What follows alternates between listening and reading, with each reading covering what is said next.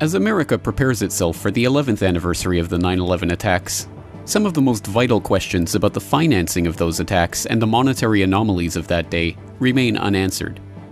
In a new book on the subject entitled Black 9/11: Money, Motive, and Technology, author Mark H. Gaffney tries to shine a light on these important aspects of the day that changed the world forever. This is the GRTV Feature Interview with your host James Corbett and our special guest, Mark H. Gaffney. Well, let's talk about the financial investigations that have or haven't taken place and what we do or don't know about them. And of course, the one that most people have probably heard of but don't know very much about in detail is the investigation into the put options that were put on various stocks, not only the airlines, but also some of the financial firms that were located in the World Trade Center, which had put options placed against them prior to 9/11. And there's a lot of information that's come out over the years, but still a lot that we don't know. Let's talk about those put options and how they play into this. Well, I looked at this in my book in a chapter about insider trading, and yeah, there's no mistake that people had inside knowledge and they were trying to make money on off the attack. And the number one company where the most put options was United Airlines, but Marsh & McLennan was second, and that was also one of the 38 companies on the Securities and Exchange Commission list. They had a list of 38 suspect companies, and Marsh & McLennan is especially curious also because there were so many coincidental connections with Marsh & McLennan and the Greenberg Empire. Marsh & McLennan was based in Building 1, in fact took the direct hit from the first plane, American Airlines 11, supposedly piloted by Mohammed Atta, although I don't think he was actually flying the plane. I argue in my book that remote access and control technology had come of age just before 9/11, and this was probably used. I argue that it was used. And of course, that would mean that Mohammed Atta didn't really fly the plane into the tower. He was basically out of the loop and just sitting there like a victim. He was also a victim in the cockpit. The perpetrators were flying the plane, or probably uploaded a different flight plan that was designed to fly the plane into the tower. And there was probably a transmitter in the tower at the point of impact that was guiding the plane in. But so Marsh & McLennan figures prominently in all of these coincidences around the World Trade Center collapse, the World Trade Center impacts and collapse, and also with the put options and with the evidence for financial crimes. Richard Grove was another, gave testimony on this, and he's yet another source that linking Marsh & McLennan to possible financial crimes. I think, you can't ignore, there's been very little discussion about Marsh & McLennan's put options, but they were the second most put options. That's exactly right. And for people out there who don't know about that Marsh & McLennan story that Richard Grove was telling, let's talk about the computer software he was talking about that may have been used on 9/11 to facilitate trades that flew under the radar. Well, this was a custom software that his company. He was a liaison between his software company and Marsh & McLennan. They inked a contract, I think it was in 2000. This was a rush job. They worked on it 24/7, and I think the deadline was supposed to be July the 15th, 2001.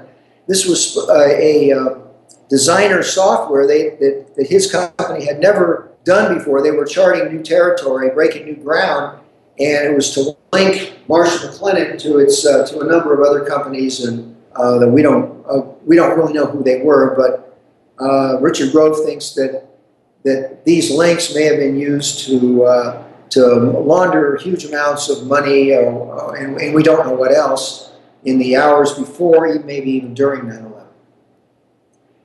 So this was a designer software that had never been created before, that was ordered especially by Marsh & McLennan, and was finished and installed just before 9/11. Now, Sorry. One of the things that forensic investigators might say about this is that, well, we can always detect traces within the hard drives of various computers of whatever activity has gone on within them. So if there was some sort of trading that was happening on 9/11, some anomalous trading, it would have been picked up in the hard drives. But there's an interesting story about the hard drives that were recovered from the World Trade Center themselves that most people don't know about. Let's talk about that. That's right, and I don't know if we're talking about some of those hard drives might have been from Marshall McLennan. We don't know because that investigation basically went away. It just was buried. It dropped off the edge of the planet. There were reports in December of 2001 in Reuters and CNN about this hard drive recovery effort. Apparently a couple of U.S.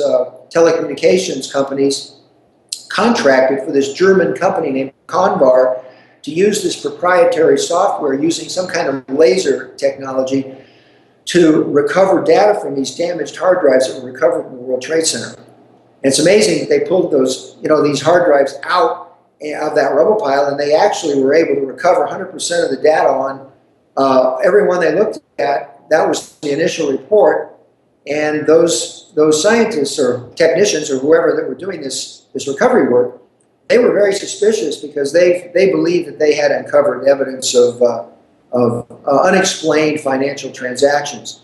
Maybe hundreds of millions of dollars worth, and just I think they had already at that point examined 38 drives, and they had a whole a lot more they were going to look at, and then suddenly this thing just dropped out of sight. So we don't know what happened. Very, very strange how that happens. Well, earlier you mentioned the Greenberg Empire, talking about Hammer and Hank Greenberg of AIG. So let's talk a little bit about him and what that connection might be to 9/11. Well, AIG, under Hank Greenberg, actually bought up the CIA of Wall Street, Kroll, this company that did security work. And it had gone bankrupt, and I think it was in 1993 that AIG saved it, and they basically bought it. And then it became an AIG affiliate, and Kroll was taking orders from that point on from Hank Greenberg, and they had also had one of the security contracts for the World Trade Center. I think the contract was to upgrade security at the World Trade Center, and that contract extended right up until the day of the attack. So they had access to all the buildings, and one of the Kroll executives was Howard. I think his name was Jerome Howard. He was Rudolph Giuliani's head of his Office of Emergency Management, I believe it was called, and they had a crisis center in Building 7. And this thing had blast windows and had its own air ventilation system. I mean, it was complete, state of the art, and yet it was abandoned on 9/11. And yes, they spent millions of dollars carefully situating it in Building 7, and then abandoned it on the very morning when it was most needed, shortly before the building collapsed directly into its own footprint. An interesting coincidence. Well, all of this brings up so many different unresolved issues, and unresolved because the investigations into them either were canceled or never completed, or the results were never made public. Even the SEC investigation into the put options that we mentioned earlier was eventually that entire investigation and all of its records were destroyed as part of routine record keeping, so that the SEC no longer has the records that they came up with in their own investigation. And all of these things point to a sort of pattern of destruction of evidence. Do you think we'll ever be able to come to the bottom of this financial money trail when it comes to 9/11? I think we'll be lucky if we get to the bottom of it. However, it's quite possible somebody might come over to the truth movement, some insider who stumbles upon or has some kind of insider knowledge about this might come forward. You never know. That's possible.